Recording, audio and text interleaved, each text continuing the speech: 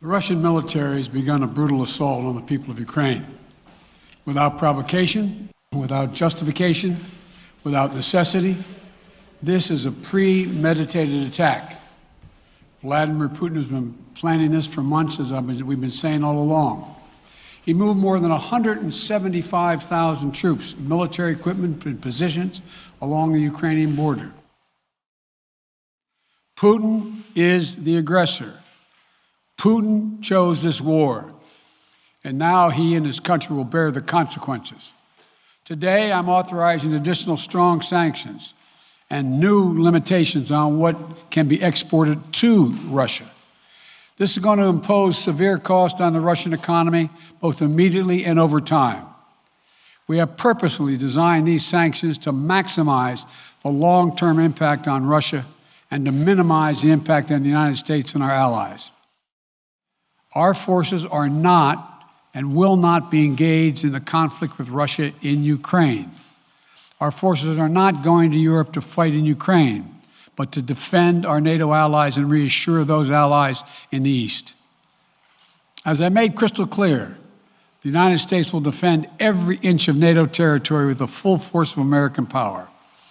And the good news is, NATO is more united and more determined than ever.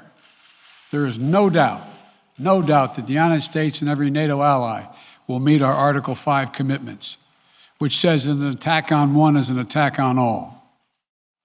I spoke last night to President Zelensky of Ukraine, and I assured him that the United States, together with our allies and partners in Europe, will support the Ukrainian people as they defend their country. We'll provide humanitarian relief to ease their suffering. This is a dangerous moment for all of Europe, for the freedom around the world. Putin's actions betray his sinister vision for the future of our world, one where nations take what they want by force. But it is a vision that the United States and freedom-loving nations everywhere will oppose with every tool of our considerable power. The United States and our allies and partners will emerge from this stronger, more united, more determined, and more purposeful. And Putin's aggression against Ukraine will end up costing Russia dearly, economically and strategically. We will make sure of that. When the history of this era is written, Putin's choice to make a totally unjustifiable war on Ukraine will have left Russia weaker and the rest of the world stronger. Liberty, democracy, human dignity, these are the forces far more powerful than fear and oppression. They cannot be extinguished by tyrants like Putin and his armies.